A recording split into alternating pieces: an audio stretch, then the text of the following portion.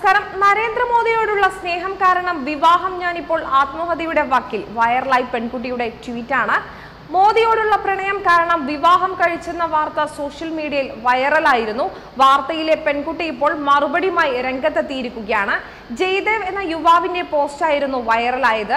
നമോ എന്നെഴുതിയ Kavya നിറത്തിലെ T shirt ധരിച്ച് നിൽക്കുന്ന ജയ്യും ഭാര്യ അൽപിക പാണ്ഡെയുമായിരുന്നു പോസ്റ്റിലെ ചിത്രത്തിലുണ്ടായിരുന്നത്.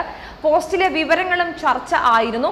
രാഹുൽ ഗാന്ധിയുടെ ഫേസ്ബുക്ക് പേജിൽ നരേന്ദ്രമോദിക്ക് പിന്തുണ അറിയിച്ച് ജയ് ഇട്ട കമന്റിന് ലൈക്ക് ചെയ്ത പെൺകുട്ടിയുമായി താൻ പ്രണയത്തിലായെന്നും പിന്നീട് തങ്ങൾ വിവാഹിതരായെന്നുമായിരുന്നു ജയ്യുടെ പോസ്റ്റ്.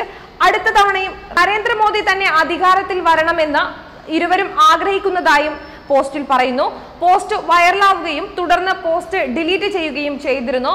അബദ്ധത്തിൽ ഡിലീറ്റ് ആയതെന്നായിരുന്നു ജയുടെ വിശദീകരണം. എന്നാൽ ചിത്രത്തിലുണ്ടായിരുന്ന പെൺകുട്ടി ഇപ്പോൾ വിശദീകരണവുമായി രംഗത്തെത്തിയിരിക്കുകയാണ്.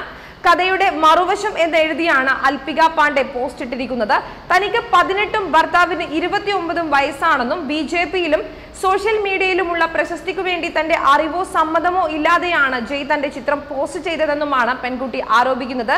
തന്നെ മാനസികമായും ശാരീരികമായും ജയ് വീട്ടുകാരുടെ പിന്തുണയോടുകൂടി പീഡിപ്പിക്കാറുണ്ടായിരുന്നുവെന്നും പീഡനം സഹിക്കവയ്യാതെ ആത്മഹത്യക്ക് ശ്രമിച്ചെന്നും അൽപിക വെളിപ്പെടുത്തുന്നു. ജയ്ക്ക് തന്നെ സംശയമായിരുന്നു. ബാത്റൂമിൽ കയറിയാൽ പോലും എന്ത് ചെയ്യുകയാണെന്ന് ചോദിക്കുകയും ഫോൺ ഉപയോഗിക്കാൻ ജയുടെ അനുവാദം വേണമെന്നും അവർ പറയുന്നു. തന്റെ വികാരങ്ങളെ ജയ് ബഹുമാനിച്ചിരുന്നില്ല.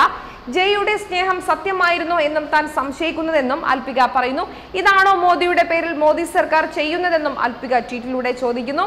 കഴിഞ്ഞ വർഷം ഡിസംബർ 31-ന് ഇരുവരും വിവാഹിതരായെന്നാണ് റിപ്പോർട്ടുകൾ. പ്രണയകഥയുടെ മറുവശവും ഇപ്പോൾ സോഷ്യൽ മീഡിയയിൽ വൈറലായിരിക്കുകയാണ്.